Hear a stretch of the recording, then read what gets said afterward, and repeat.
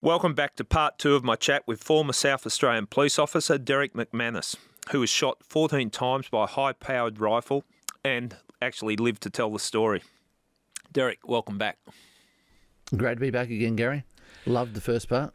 Well, just so people understand where we left you in the first part, you'd been shot multiple times. The shooter was still firing at yourself and your police colleagues. Your colleagues couldn't rescue you. You were concerned the shooter would potentially or could finish you off if you got shot again. And I'd have to say, your life was in the balance at that point in time. Oh, there's no two ways about it. People get shot once and die. There's no two ways about it. Part of this was luck because I got hit 14 times, but it didn't hit a spleen, a kidney. It severed 2 arteries. The bullets severed 2 arteries, but they didn't bleed the way normal arteries bleed. And I was just very, very fortunate there. So there was, a bit of luck there, but the rest of it, outside of luck, was definitely mindset and attitude and management. I'm really interested in that, and just to describe it, so he was firing through a window, you're fired back, you've managed to get to your feet and get what you considered concealment or cover near a wall, so the wall of the house, so you haven't got away from the house, you're still in close proximity. Absolutely, and there's still more movement that I'll describe before I actually drop to the ground and stay in that spot for 3 hours, but yeah, he's fired at me. I fired back at him. Despite the massive injuries I've got, I've managed to get to my feet, and I've literally staggered around the corner, and everywhere I move, there is a trail of blood. It's just dripping out of me as I'm moving. How far are we talking here, Derrick? How many steps did you have to take? My first movement was probably only about 5 meters, maybe 6 meters. I moved around the corner. And my legs started to grow weak. Obviously I've got 2 bullets in my left thigh, 3 that have gone across my left calf, 1 behind my right knee, and I've lost 80% of the thickness of my Achilles on the right-hand side. And so my legs grow a little bit weak for some reason. And I just lean against... Sorry? No, I reckon you would have been subbed if you were playing basketball with those injuries. Yeah. And so my legs are starting to grow weak, and I literally just lean against a wall. And there's another comedic story that I can tell there of thoughts that ran through my mind. But I knew that where I was at that time wasn't a safe place. Now, to backtrack just a little bit, when I get shot and I drop to the ground, I fire back, I roll, and the first thing I do when I roll and get to my feet is I call to my mates, I'm hit, I'm hit. Yep. And that's on the video, and the extended video shows that the guys acknowledge Derrick's been hit, Derrick's down, we need to call for backup. But because of what the shooter was doing, they needed to find a place of safety so that they could then get back to me. And the extended video that you don't see on the website shows that my mates are calling out to me, Derrick, where are you? And the sergeant's, find Derrick. So it was very intense on their side as well. But I've called out, I'm hit. I've then staggered around the corner and I'm leaning against the wall, and I call out, I'm hit, I'm hurt, and I need help. Yeah. My mates didn't hear that. Right, okay. But I have no doubt that the offender inside did hear that. Yeah. And the purpose of that, you were comfortable with the offender hearing it? No, I wasn't comfortable with the offender hearing it, but right. I needed to know that my mates knew that. Right. And I was doing everything I could to let them know that. And they were calling back to you, were they? They were calling back to me. I couldn't hear them either. Yeah. Now, the importance of me calling out, I'm hit, and then I'm hit, I'm hurt, I need help, is a little bit later, probably about 6-7 minutes later, I collapse to the ground, I crawl around the corner, and I collapse onto my back. And after a series of events, I get myself into a headset where I start thinking more clearly, like the fight and flight, the panic mode has sort of become overwhelmed with conscious, rational thinking. And while I'm lying on the ground, I go, okay, the offender has heard me call out, I'm hit, I'm hurt, I need help. And so I've called out, I'm hit, I'm hurt, but I can still shoot. And that was trying to play with his psychology. So that he didn't go, oh, well, if he's hit and he's hurt, I can come out and maybe get an easy kill.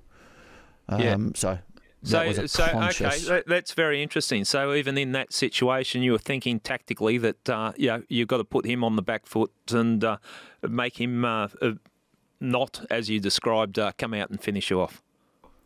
Absolutely, and this is one of the things that gets assessed in our selection courses.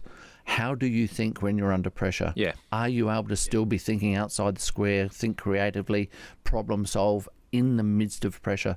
For tactical operations and police officers generally, we've got to be able to think under pressure and find solutions where other people would just be completely overwhelmed. And that's a good example what you've just described, because you're tactically you're going on the front foot. Absolutely.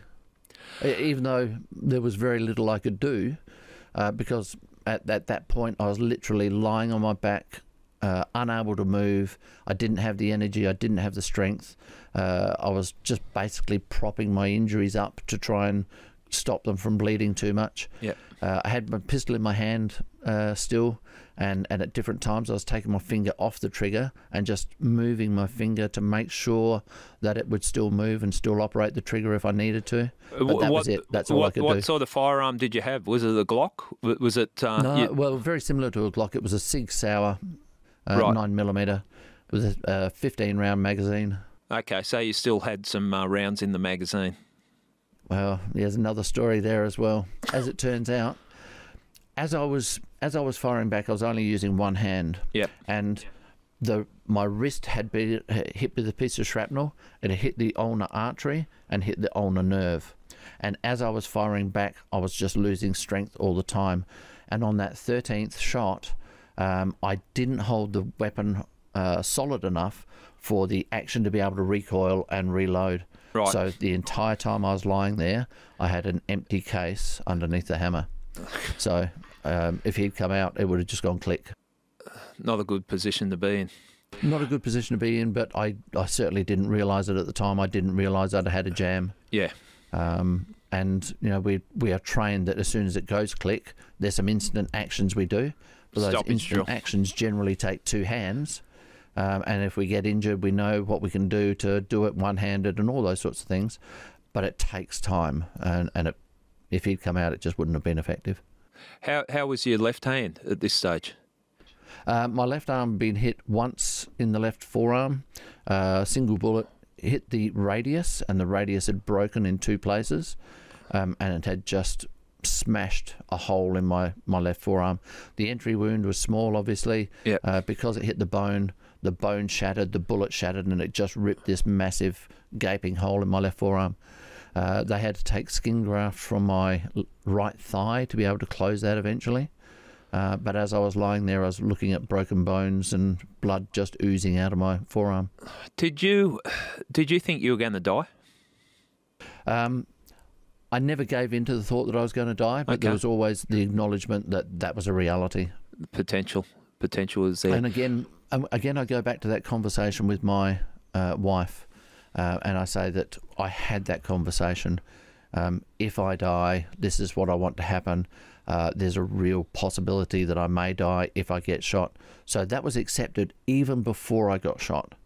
Now, so you had already preempted if this occurred and had told your wife. Absolutely. If this occurs, there's a real possibility I might die. But I also had a conversation with her, if I don't die, then you need to know anything better than death is going to be a bonus. And we discussed the fact I may live the rest of my life in a wheelchair. Yeah.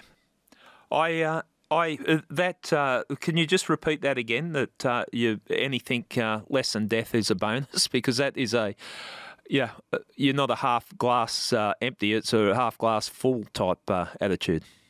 Absolutely, anything better than death is a bonus. Yeah. The reality is, if I get shot, I could die, right? Anything better than death is going to be a bonus for me.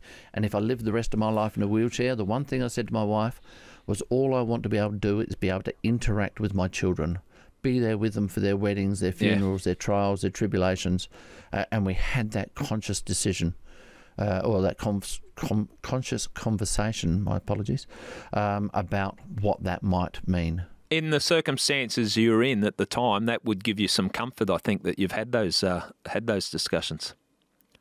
Absolutely, and this is what many police officers, and I don't know what your experience is like, but I find that there's only about 1% of police who have consciously had that discussion with their partner. Whether that partner is female, male, female, whatever it is. Yeah. There's only about 1%. We all know it's a possibility, but we all sort of guess that everybody should know what to do in that situation, so we shouldn't really need to talk about it because it's too scary. But I think having that clarity of discussion about what the future might mean, and if this does happen, how will it pan out for either of us, is absolutely vital. Yeah, I think it's good advice and a good consideration for all police. Were you scared? Like, and I'm talking like we're all tough guys. Yeah, we don't publicly say we're scared, but at times you get scared, and you go, I could just imagine being scared, or were you just too focused? What was your reaction? I was very focused on getting out of there, but there was very much the reality of I could be facing death here. Yeah. I had some major injuries, and when I went around the corner, I leant against the wall. I tried to move to the next corner of the house to find a better place of safety, and my legs collapsed and I fell to the ground and I crawled on my knees, and then my legs got weaker again and I fell to my hands and knees, and then I crawled around the corner. The whole time, there is this absolute acceptance. I'm on the verge of death here. Yeah. And when I collapsed to the ground and I couldn't move, I was scared. No two ways about it. And when I'm doing my corporate speaking, that's the one thing that I completely acknowledge. I was facing the fear of death and I was scared. Yeah. But it's right there and then that I realised that I needed to take control of my mind so that I can create a future if it's possible.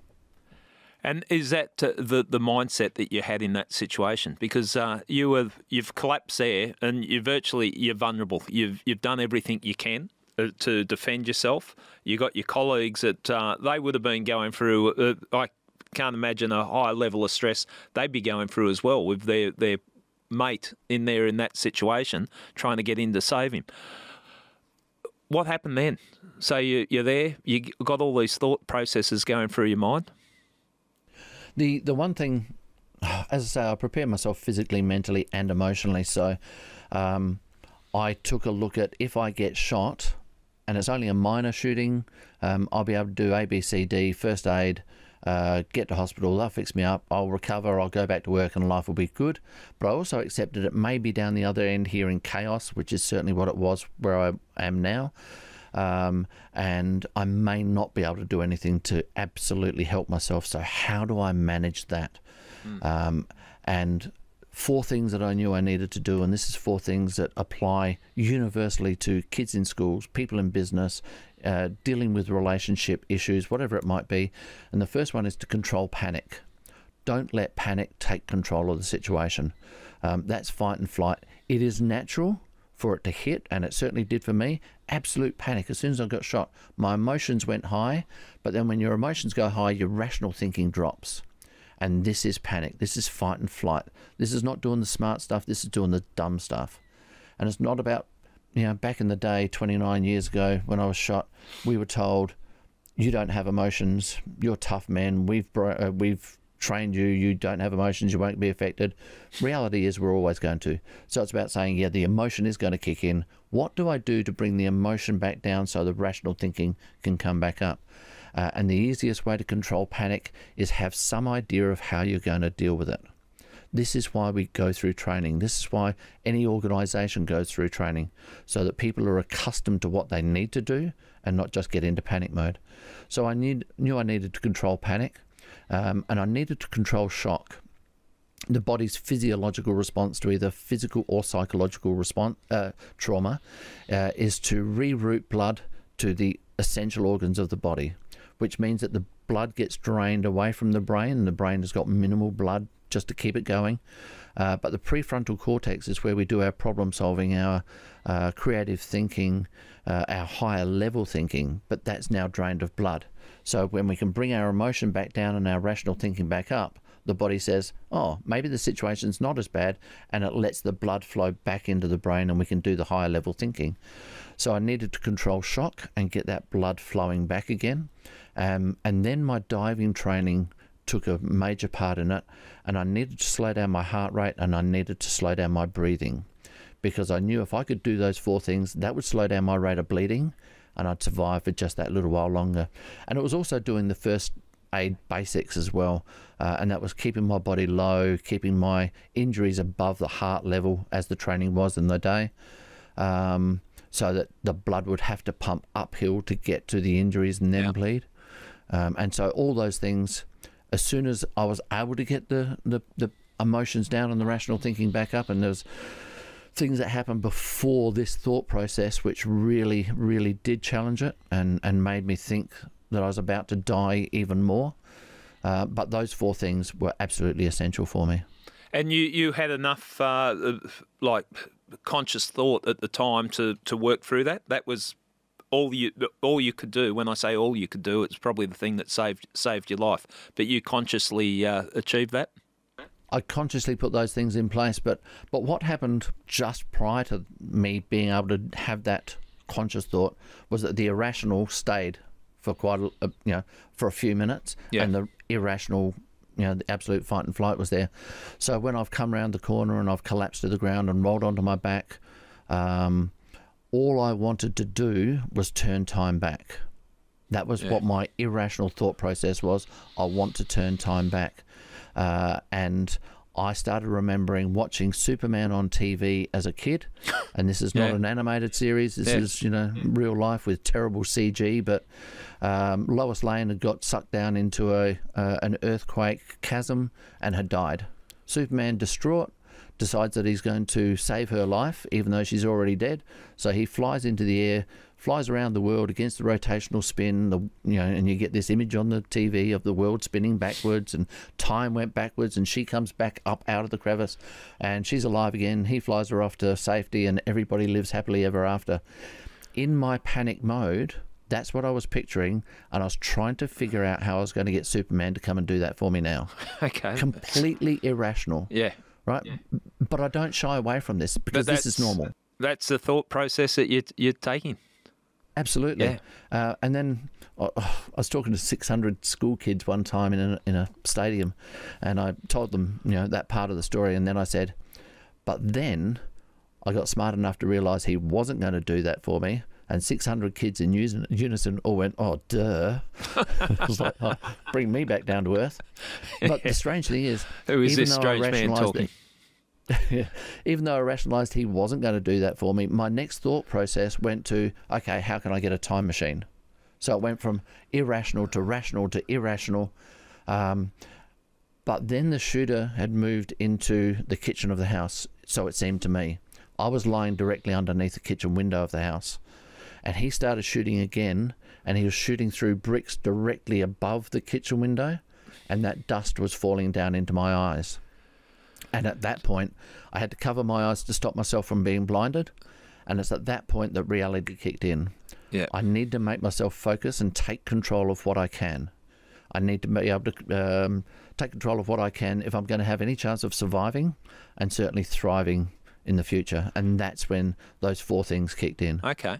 There's an article in the one of the papers I was reading, and you were quoted as saying at that time, and you're talking about the shots being fired into the brick wall above your head, and you quoted in the article as saying, I had to accept the present and deal with the present if I had any chance of survival. So that's basically, you had to switch on. Absolutely. It's normal for people to want to turn time back, and I ask audiences all the time, who's ever wanted to turn time back? We all do. Yeah. But if we don't focus on the present, if we just live in the past, and this goes back to the selection course, throwing us into an environment where we cannot succeed. How do you handle that? Put that behind you and look forward. What can you control? What can you do? How can you make your situation better? And so those sorts of things, that's why we have such an intense selection course. And you see the benefits of that paying off in your situation, that identified someone that could deal with a situation like you were confronted with. How were your colleagues at this time? Were they trying to communicate? Because I could imagine they would be desperate to get in there. But by the sounds of it, the offender was continuing firing shots. Yeah, absolutely. He just shot. There's two phases of how he was shooting. So where he was shooting through the bricks directly above me, he wasn't actually standing in the kitchen. He'd gone up into the attic area. Right. And in the old farmhouses, they've got ventilation bricks with holes in it, so he could just see out a little bit. And he saw the sniper who had moved around from where he was to the house next door, and he was just telling people to evacuate, move to the back of the house, move to safety. And the offender saw the sniper through those ventilation bricks and just started shooting at him through the ventilation bricks. Right. And the bullets were dropping around his feet. And on a slightly light-hearted side, that guy that he was shooting at was a professional athlete as well as a police officer. He competed in the Stall Gift, the Bay, Sheffield, sprinting races. That's handy. And he said when those bullets started dropping around his feet, he broke the 100, he broke the 200 and the 400 all in the one run. It was, they were dropping. He was the offender was definitely trying to hit him. Yeah. But because it was hitting the bricks, it was deflecting and they weren't accurate. He then moved into the centre of the house and set himself up next to a chimney where it gave him some sort of protection, and he was just shooting randomly in a 360-degree arc and continually. The only time he stopped shooting was to reload his magazines. And how many rounds did he have? He fired at least 1,000, possibly 2,000 for the time that I was on the ground, and afterwards he still had 3,000 rounds in the ceiling with him. So you're laying there. This just keeps getting worse, Derrick. Are you sure you survived? I mean, you got this bloke. He's got unlimited amount of ammunition, and he's firing 360 degrees around. So you're not just laying there with the 14 wounds to your body. The gunfire's still going on. Absolutely. Now, and people say that must have been scary when the gunfire's still going on. It was scary when the gunfire stopped, when he was reloading. While he was shooting, I knew exactly where he was. Yeah, I makes could hear, sense. and I knew he was no threat to me. As soon as the gunfire stopped, that's when my emotions started peaking again. Where is he? What is he doing? Is he going to come and get me again? Yeah. And then when he started firing again, the emotions came down. I could relax while he was shooting. It was the opposite for the guys who were trying to get to me. Because he was just shooting randomly in a 360-degree arc, and again I say the extended video shows this sort of thing. He was shooting in a 360-degree arc. You can tell because, and as you'd appreciate, when bullets are being fired away from you, it's a low thud. It's a boom, boom, boom, and you can just hear the sound of gunfire. The closer it gets to you, it becomes a bang, bang, then a crack, and then a whiz as it goes over your ear. And the video actually shows the difference, and he's just in this 360-degree arc all the time. The challenge for my mates, my colleagues, was that every time they went to move to try and get to me, these bullets would be going boom, boom, and then crack over their head, and they go, oh no, I've got to stay here. He knows I'm here. He's seen me. Yeah. He shot in my direction, which is perfectly rational, sensible thinking. And so they felt... And if you hear a projectile cracking over your head, it's something you really want to keep your head down. Yeah, absolutely. And it was just, I feel for them because they wanted to get to me. The sergeant who was in charge, he's passed away now through illness. He lived with the frustration of not being able to get to me for the rest of his life. Yeah. And it was one of his worst, and I'm going to try and use an appropriate word rather than the word that he would use. It was one of the worst days of his life. He sees it as a failure. It was not a failure. It was an absolute logical thing to do. And if you can get your head around this, if I had died and then been able to come back and do a review of the job, knowing that they couldn't get into me, I would say that was the most sensible decision that was possibly made. And that would be from the perspective of a person who had died. So I embraced well, their decision. That says a lot. That there wasn't that tactical option of getting in. You were there for about 3 hours, was it? 3 hours Correct. that you were in that position? Yeah, correct. We haven't even mentioned this, and I don't know if it factors in, because I've never, someone that's injured to the extent you were. Was there pain? Well, this is the bizarre thing again. I've seen a lot of people injured, and stories have actually shot people. One guy that was shot by a star group, was approaching a country township with 2 rifles, and had to be taken down. He was high on drugs, not feeling any pain. As soon as he was shot, he just absolutely screamed with pain. My pain on the day was like being punched in the stomach, or getting a dead leg on the basketball court or football field or netball court, whatever it might be. And that was the extent of it. It wasn't burning, it wasn't searing, it wasn't massive, it wasn't overwhelming. Again, doctors can't explain to me why that is. It just was. I knew that I had things to do, and I was already focused on those things. I wonder if that was part of it, because I've seen police shot, I've seen people shot, and the pain, when the rescue's there and people are being looked after, and the pain's obvious, and the screams and everything that goes with that type of pain you would expect. You probably had so much going on in your mind in that situation, you couldn't even allow yourself to feel the pain. I don't know. I just don't know what it was, why I didn't, and I don't even want to guess as to why it might be. There are a variety of reasons. Yeah. I've got another police mate who was shot in what's called the Tutt Avenue shooting, and the offender was surrounded by police, and he lifted his rifle and shot at my mate. And my mate didn't realise he was shot until he went to get his pistol out of his holster, and he couldn't get it because he was missing 2 fingers and a thumb. Yeah. He just didn't realise it. Yeah. So he wasn't absolutely driven at that time, but it just was. So, we can make a lot of guesses as to why it is, but I just don't know. Okay, how did the rescue eventuate? Well, I was lying on the ground for 3 hours, and 2 3/4 hours of that I was fully conscious. Yep. Managing my body, managing my mind, and I've got to say, the one thing that I wanted was that conversation with my wife. All I wanted to do was get back to my kids and be able to interact with them. But the mindset of never giving in to the fact that I might die, even though it was a reality, was always there. And I started actually taking a look at what the future might hold if I do get out of this alive. And I'd had that conversation with my wife. I may spend the rest of my life in a wheelchair. And with the injuries I had, I consciously accepted that may be the way it works out. I may end up in a wheelchair. And this is another one of those conversations that will make you go, how on earth did you have those thoughts in the midst of this? So I started accepting I may spend the rest of my life in a wheelchair. Life is going to be massively different to Star Group. It's not going to be exciting. It's not going to be challenging. How can I make this interesting?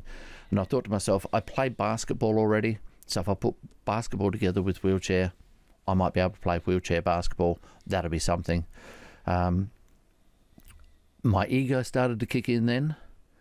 Even though I was lying on the ground, bullets pounding through the bricks and all that sort of stuff, my ego started to kick in, and I thought, play basketball. I'm actually damn good at basketball. I'm travelling Australia with the police basketball team and playing against other police teams. I'm in the higher echelon of that. I wasn't great, but I was reasonably good. If I put reasonably good together with wheelchair, I may be able to make the Paralympic team. Now, the Paralympic team are travelling the world playing basketball, and I'm not travelling the world at the moment. So actually, this might not be too bad an outlet, And then my Star Group ego, and we do have a much bigger ego than the average cop. My Star Group ego kicked in, and while I'm lying on the ground dealing with my injuries, blood pooling on the ground next to me, my thought process is, if I'm able to put a little bit extra to what they're already doing really well, we may be able to make the Paralympic finals. I may end up with a gold medal as a result of getting shot. Oh, well. So that was the thought process. It wasn't, and the reality check was still there. I might die. Yeah. But it was always looking at how can I improve the future? What can I make better? What can I make the most of it? And that was the conversation I had with my wife. No matter what happens to me, I will find a way to enjoy life afterwards. Okay. Well, I was lying there. You talk about the physicality of the selection course, but the mental side of it and all that. You're physically prepared, but I think the fact that you were so mentally prepared would have helped you, survive what you survived. Absolutely, and this is why I said in the first episode that the selection is 16 different criteria. Fitness is just 1/16 of that fitness criteria. The rest of it is mental abilities, leadership, creativity, ingenuity, decision making, action taking, all those sorts of things. So as I was lying there, body's bleeding, losing more and more blood. I can feel my body closing down, legs, arms getting weak, and I lose so much blood that even my vision closes down. And this is the time that I start thinking, okay, this is really getting close. This is the sign of death. I consciously accepted there wasn't enough blood left in my body to go to my brain to keep my vision going.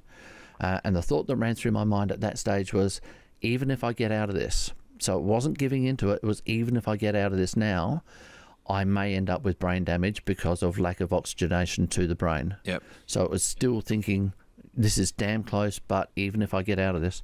2 rifle shots were fired from outside the house, back towards the house. When I heard those 2 rifle shots, it was absolute confirmation for me that for the entire 3 hours I was on the ground, I knew that my mates would be with me as soon as they possibly safely could. And those 2 rifle shots were confirmation they were on their way. Dump of adrenaline, vision snapped back up to absolutely perfect, but then I was passing in and out of consciousness. And the boys came in to get me. When they came in, they were briefed that we don't know how safe it is. The offender's still shooting. We don't know whether Derrick's dead or alive. You may be going in to pick up a body, but you may be shot and injured. You may be shot and killed. And part of their briefing was, if you only get injured, please stay close to the truck because that's going to make it easy for us to get you out. Part of the briefing was that they may be seriously injured or killed. Every one of those guys stepped up to the mark and said, this is what we've trained for, this is what we chose to do, and every one of them wanted to go in and have the chance to help me get out. There were guys that didn't get selected arguing, I should be selected, I want to go in. They were willing to put their lives on the line. The boys came in under fire, picked me up, got me out to the doctor in the medical retrieval team, and where the medical retrieval team met the extraction team was still in direct line of fire. The doctor that treated me got out of the ambulance and stood and treated me in direct line of fire for 10 minutes, pumping me full of blood, stabilising me, and he said that if it had been 30 seconds longer, I would have died. In the midst of that, something even bigger happened. In the midst of that, while the doctor's treating me, one of my mates from Star Group has walked up.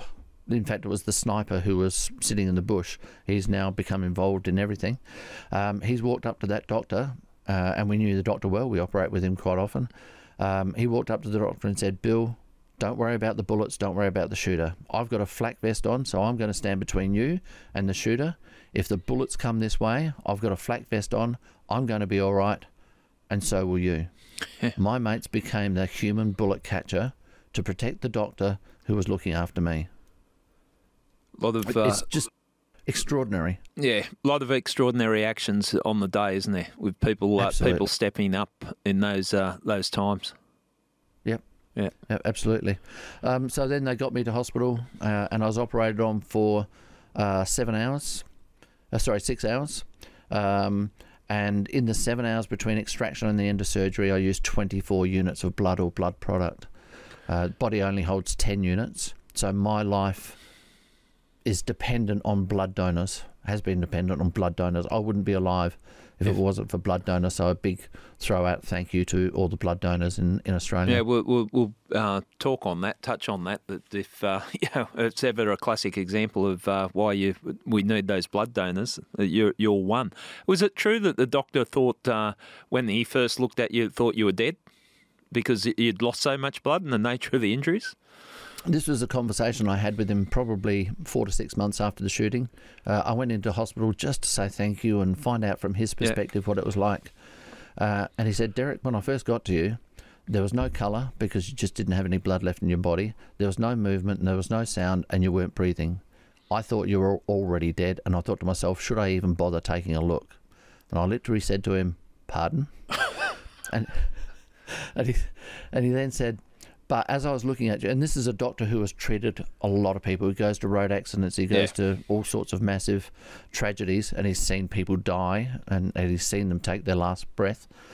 He said, but as I was looking at you, making an assessment, you took your last gasping breath, and there was a flicker of your eyelid. And I thought I may as well at least take a look. I said, oh, thanks very much. Now, he's got a very dry sense of humour, a matter-of-fact way of telling a story. Again, he does not disregard risk or anything else. He's just quite matter-of-fact with a good twist of humour in there as well. Yeah. But he then stood for 10 minutes in direct line of fire and treated me, knowing that he was risking his life. Yeah. The impact it's had, and we'll talk about the impact it's had on you and what you're doing with your life now. But the people that were at that incident, that's a traumatic incident that they've been to. So they've got you out. How did the siege actually end? So they got me out, and I'm lying in hospital. The siege has continued for 41 hours. I was on the ground for 3 hours. The siege continued for 41 hours, and he was firing continuously even after I was out.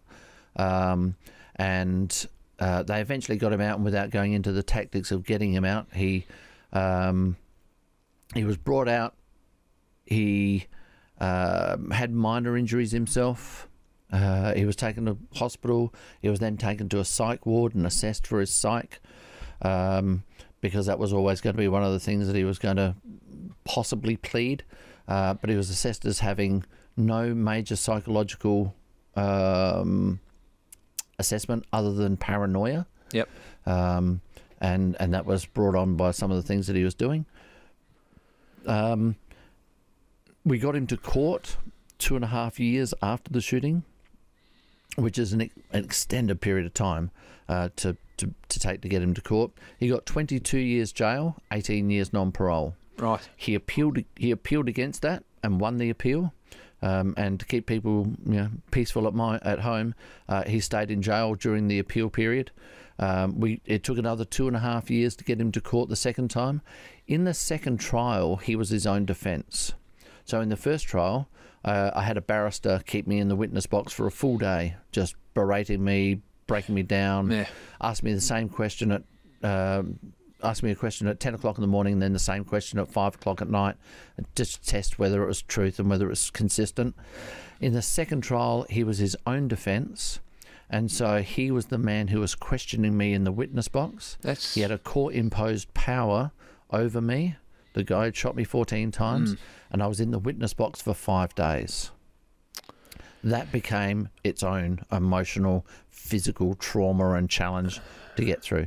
And again, fortunately, I had prepared myself for this possibility. And it didn't stop me getting exhausted. I went home on the Wednesday and just collapsed in bed and slept until I had to get up to go to court. But then back into court. Again, he was convicted, 22 years, 18 years non-parole, appealed. It went all the way through the High Court. Sentence and conviction were upheld. He spent 22 years in jail. He appealed for parole 3 times. And I heard from the parole board that he should never see the light of day. He just has not repented for anything that he has done. And this incident happened 29 years ago. So he did 22 years, and he has been walking amongst us for the last 7. What's your feelings towards him? Do you have any feelings towards him? And this is another question that's been asked, and it comes to several different perspectives. One perspective is, am I threatened by him? I've analysed it so much that I'm able to say that 85% of my mind is quite comfortable that he's no threat to me. He didn't actually shoot Derrick McManus. He shot the cop that happened to be Derrick McManus. So it wasn't personal. But then when we got to court, everything that he's been charged with, every reason he spent 22 years in jail was because of Derrick McManus. Derrick McManus this, Derrick McManus that. So 85% of me says he's probably no threat to me. There's 15% of my mind that says don't be complacent. Do not ever completely rest. More importantly for me, is that I worry for my children. Because if he finds out, and we don't hide on socials, if he finds out who my children are and he's in the same environment with them, I suspect he will want to get in their face and want to tell them his side of the story, and that'll be confronting for them. Yeah. So in the same way that I prepared for the shooting and my challenges, I've sat my children down, who are now 30 and 33, so they're very mature people, but we've sat down and we've had that discussion. If this happens, how are you going to feel? Where are your emotions going to go? Where's your thinking going to go? How do you bring that back on track? What powers, what abilities, what skills do you have to be able to manage it? Who can you enroll to assist you? And so we've had that conversation about what that might look like. And I think that's a very important conversation to prepare them. Yeah. Prepare for an eventuality. Just winding back to how allowed to cross-examine you in the witness box for 5 days. There's something wrong with the system when that is allowed to eventuate. And, more informed people than me might say, but it's a court system, blah, blah, blah. It just sounds like bullshit to me. Absolutely. Now, it's one thing that I'm a copper and I was questioned. I'm probably more prepared for it. The people that I worry about are those who have had sexual violence against them, then the offender is allowed to question them. How intimidating can that be? Yeah. I mean, that's just disgusting, and the system needs to change. Yeah, I agree. But, and I think you're being stoic there, but you don't need to be sitting there having someone with a court power over you for 5 days, the person that shot you for, lucky you are, got that durability and resilience. Otherwise, it might have been a tipping point for you. So, yeah, it just doesn't seem right. It's ludicrous. It really is. Yeah. There's got to be a better way of managing it. Yeah. How did it affect your colleagues, affect the person that planned the operation, everything that came into it? Because I would imagine a lot of them are feeling sort of all sorts of emotions in a situation like this. You spoke about in the first episode those moments when reality comes to rest and you actually start thinking, okay, this is real. It was one of those moments for the majority of people in Star Group and the wives and the families. Yeah. Because when this incident first happened, it just went out, a police officer has been injured, and then it was a Star Group officer has been injured, and everybody's going, oh my God, which one? I don't know which one. Find out which one. And so everybody started doing the reality check of that could be my partner. In the aftermath, the psychological trauma was significant, but 29 years ago, men didn't talk to psychs. We didn't get therapy. We didn't talk to anybody. We were tough guys. I was very fortunate that 5 days after the shooting, I threw my hand in there and said, get me a psych. I want to talk to a psych. Good on you. And I'm not sure. Yeah, it was one of the most powerful things I did. And I'd never spoken to a psych before. But for me, it wasn't about I feel weak, I feel traumatized, I feel whatever. For me, it was about being proactive in the same way that I prepared for the shooting, preparing myself physically, mentally, emotionally for what I could realistically expect to encounter. So I knew that people who had been through major trauma do have flashbacks, nightmares, dreams, triggers, all these sorts of things that can really upset them, PTSD, stress, depression, anxieties. And I wanted to get on the front foot again and just pick the psych's brain about, I've been through this. You've seen people deal with major trauma. Who's dealt with it well? Who's dealt with it badly? What's the difference? What can I expect? And how can I handle it if it does come up? It took 3 months to get me to a psych, which is travesty all on its own. But I went and had a meeting with the psych 3 months after the shooting. He picked my brain, obviously. I picked his brain. And at the end of about 2.5, 3 hour interview, he said, Derrick, psychologically, you can go back to work tomorrow. You've got no anxiety, stress, depression, no PTSD. Psychologically, you can go back to work tomorrow, and you don't need to come back and see me again unless you really want to. Yep. Now, to go through something like this and have no PTSD, no stress, no depression, that's fairly challenging for a lot of people who go, oh my gosh, I didn't have anything as big as that, and I'm dealing with stress and depression and PTSD. How does that work? I'm not saying that I didn't have signs and symptoms. I was just able to manage them because I was proactive. I knew that I might have nightmares. I knew I might have flashbacks. One of the triggers, while I was in hospital, probably about 3 days after the shooting, I'm all bandaged up. I can't do anything for myself.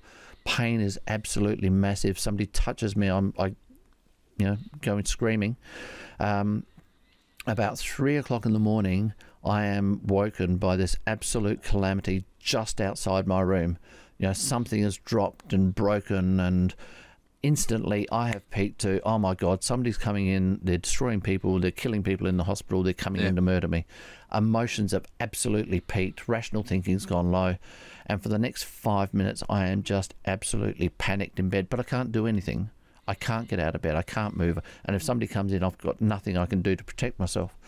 And I'm lying there for 5 minutes just waiting. It's going to happen. I know it's going to happen. But then after about 5 minutes, I started realising that there is no more commotion outside. There's nobody screaming. There's no gunfire. Nobody's making a big fuss. Nobody's come into the room. So maybe it was just somebody dropped something and made a lot of noise, and they've quietly cleaned it up. And my emotions came back down. My rational thinking came back up. And I don't know how long it took for me to go back to sleep, but I did. And so when I spoke to the psych and I said, I had this thought, had this panic, but then I managed to bring it back down again and go back to sleep. He's gone, that's sensational. That is absolutely the perfect way to manage it. So it's not that I didn't have the triggers. I didn't have the incidents. And I even had nightmares. But, there's some comedic stories behind my nightmares. I call it my pseudo-nightmare. But it's just being able to anticipate that this is reality. Yeah. We do get panicked. We do get triggered. We do get fired up. But being able to manage them, rationalise them, and bring them back down, and go back to normal thinking, and put it all into perspective, really helps to manage those emotions. It sounds, and full credit to you for reaching out, and it sounds like you had a good psych that had a plan and explained to you it's not unusual to feel these emotions. And I know when you talk 29 years ago, I was involved in a couple of shooting incidents, and it's basically sit round in a group and someone had come in, has anyone got an emotional problem with this? And all tough guys and women, we all sit there and go, nah. And, okay, well, our best advice is don't go out for a drink. You'll probably feel emotional about what's occurred. And so police being police, we all went out for a drink and then you deal with it on your own. But the fact that you proactively sought help is, and if you address it early, I think you circumvent a longer-term problem. Oh, absolutely. Proactivity and early intervention are essential for being able to manage it. But I also think it's the vulnerability of saying, I'm no Superman. I'm not superhuman. These things have happened to other people, had major incidents, and they've had traumas, they've had nightmares. There's no reason why it can't happen to me. Yeah. And if it does happen to me, I also know people who have dealt with it and managed it well and learned from those people. Yeah. It sometimes takes longer for one person than another person, but it is manageable particularly if we're proactively vulnerable and say, I'm going into this situation, this may result, the consequence may be, and if that consequence happens, how will I manage it afterwards? And just having that proactivity and that vulnerability right from the very beginning and open to having a discussion about it, I think was one of the keys for me to be able to survive. How your physical injuries, we're talking about the mental and emotional side, psychological side of things. Your physical injuries, they recovered enough, obviously, because you went back to work. But how long a process was that, or is it still a process? It's an ongoing process. I'm always dealing with my injuries, but it took 2.5 years before I was able to return, and I went back to Star Group. I came back to work after just 9 months onto alternate duties. So I went down to the academy and did some training with cadets and, all those sorts of things, and did some investigations at anti-corruption branch and internal investigations, and never had a bad outcome. But I did all those things during my rehabilitation. Yeah. But it took 2.5 years before I was able to get back to fully operational back at Star Group. But I say that I deal with my injuries all the time. I'm still reasonably fit, Yeah, I can. I'm dealing with some injuries immediately at the moment. I've just had a hip replacement. That might have been riding through the Himalayas on a push bike, perhaps. But anyway, no, it was something else that will come up on TV in the near future. Okay. But I'm dealing with that. But prior to that, I was riding 100 kilometres on this bicycle on a Saturday morning. Yeah. And I'd do that, on a regular basis. I rode my bike 200 k's a day, 4 days in a row to get to Melbourne. So I've always been reasonably fit. But when I'm in between those sessions, I can be doing sit-ups or just stretching, and the bullet wounds in my stomach will actually spasm and grab, and I'm held down, and I have to actually pull myself through pain to stretch myself out from it as well. Yeah. My left thigh is always going to be tender. If I get a dead leg in my right leg, it's a dead leg. If I get hit gently in my left thigh in a particular spot, it'll just drop me like a sack of potatoes. Yeah. Because it's just a trigger for pain. So I always had to be very protective of that. My left forearm is less effective than my right forearm, but I got a bit of shrapnel in my right ulnar artery and my ulnar nerve. And so my hand sits in a different position. I can still use it functionally for everything, Yep. but it sits in a different position, and my fine motor skills are not quite what they used to be. My Achilles, still only 20% of my Achilles tendon on the right-hand side, and so that becomes a challenge on a regular basis as well. But, hey, what I've got at the moment, I am still fitter and stronger and more active than the majority of people, but that's because I enjoy it. I just enjoy it, and I want to keep on staying fit for the rest of my life. Yeah, makes sense. So your career in the police, we're talking this incident, and then you're back full duties in Star Group, and there would be no concessions for you. They wouldn't give you an easy ride. You can do the work or you can't do the work. You can't Absolutely. have a passenger. And you can't have concessions in that environment. How long did you stay in Star Group, and then how long were you in the police after the shooting? So I was 5 years in Star Group when the shooting happened. It took me 2.5 years to get back. I served 11 years all up with Star Group. Yep. And that was going back fully operational and then going out on secondments at different times. But fully operational and able to go back. I left Star Group. I went back to general duties, got a promotion to sergeant as a patrol sergeant on the road. Yep. And then my son had an issue. My marriage had broken down by this stage. Yep. 2.5 years after the shooting, my marriage broke up, and people say, "Oh, is that a result of the shooting?" Yes, but no. Yeah. My marriage was ordinary beforehand, mediocre. And after the shooting, I've gone, do you know something? I don't want mediocre. I want a good marriage. I want something. Always going to have problems. There's always going to be arguments and discussions. But mine was even more mediocre than that. And so I tried to make some changes, got some marriage guidance, but it didn't work. We broke up. And so once I went back to the road, this is where I was going, my apologies. My marriage had broken up. When I went back to the road and got a sergeant's promotion, my son started having problems with mum and with school, and I needed to go part-time in the police to be able to look after him. It became too hard with the police. They couldn't make that happen for me. And so I took 4 years leave without pay and long service leave to be able to look after my son. My passion was my job. My family was always more important. So I took 4 years away to look after my son. And it was the best thing I could possibly do. Yeah. He is just a beautiful child now, and that's an unbiased parent talking, of course. Yeah, totally. Fact number one.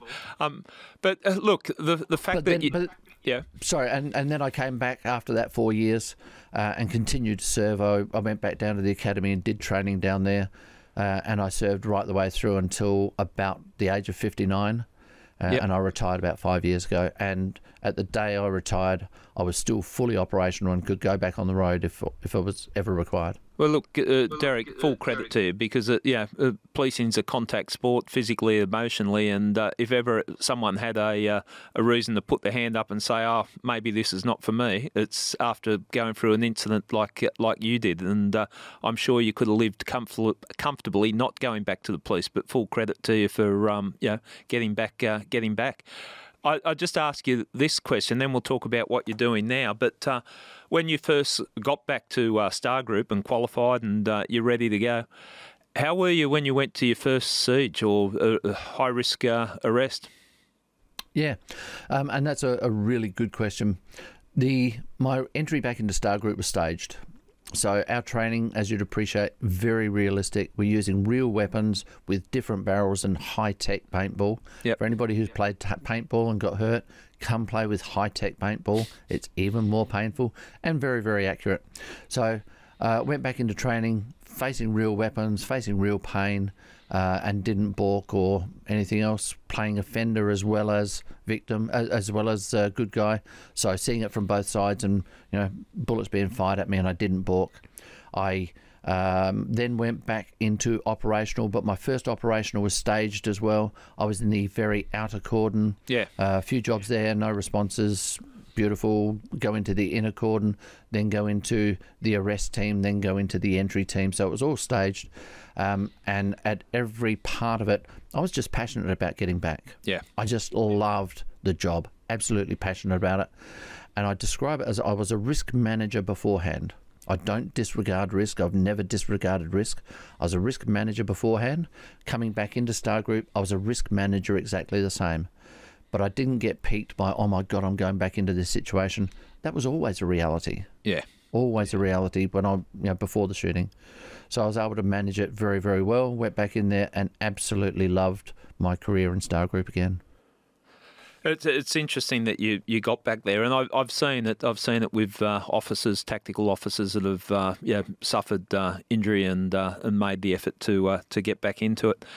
What you're doing now with your life, and that's what I've been following a lot of the stuff that you're doing. And do you want to just talk us through what you've started? But just one sec, because I know what it's like coming from policing and then starting a different career. And just a couple of observations.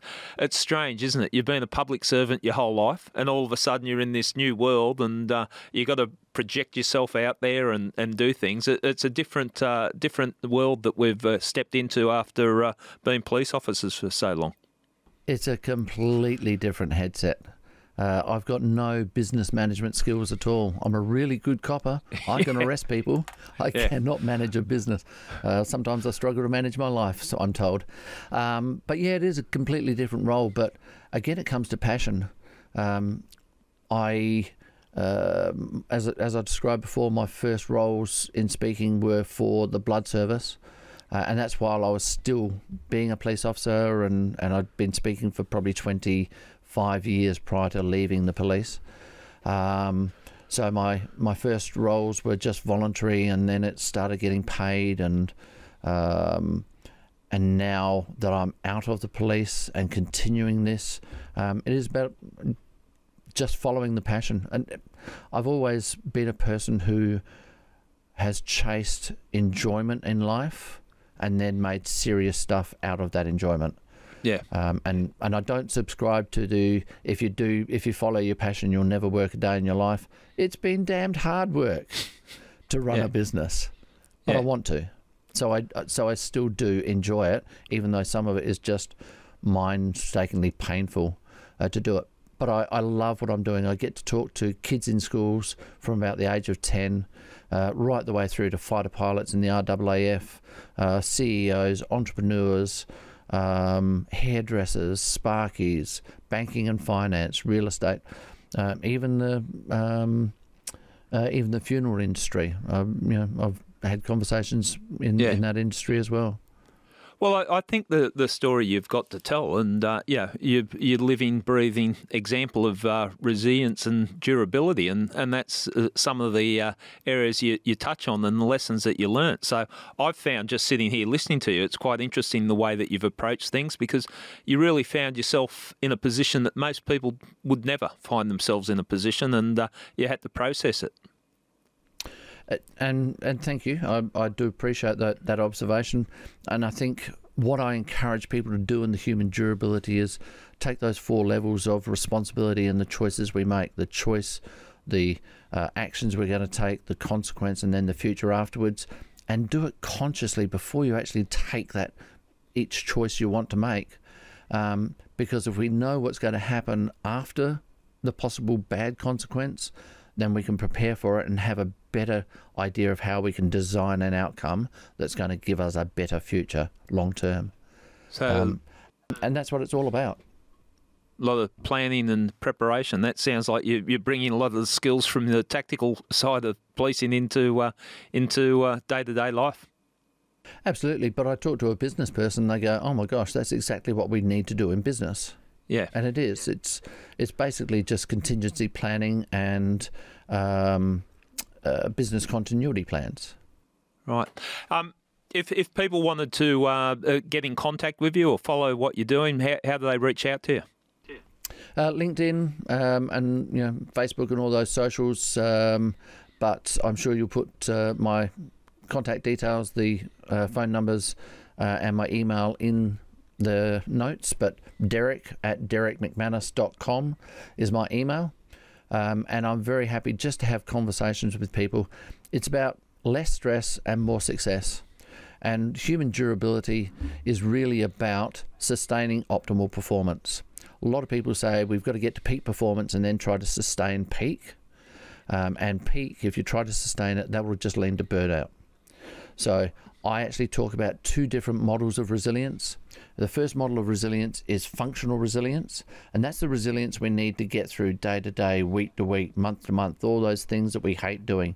My admin at work, I hate doing, but I know I need to do it, so there is a process to get through that. And then there's aspirational resilience. And this is when you want to take on those big challenges. You want to start a new business. You've got a passion to change the world. You want to raise money for charity. But it's absolutely aspirational. You know there's going to be challenges. You know there's going to be stress. You know there's going to be problems, but you still want to take them on. Now, this is where you need to be a peak performer in this aspirational. But if you stay in aspirational too long, you will go into burnout. So once you start seeing the signs, you've got to know when to flick back to functional and start resting, replenishing, re-energizing, and then you can re-engage. But if you stay in functional too long, you will rust out. So you can either rust out or burn out, or you can flick one between the other. And it's the ability to flick at the appropriate time that saves us from getting overstressed and into depression, anxiety, and all the rest of it.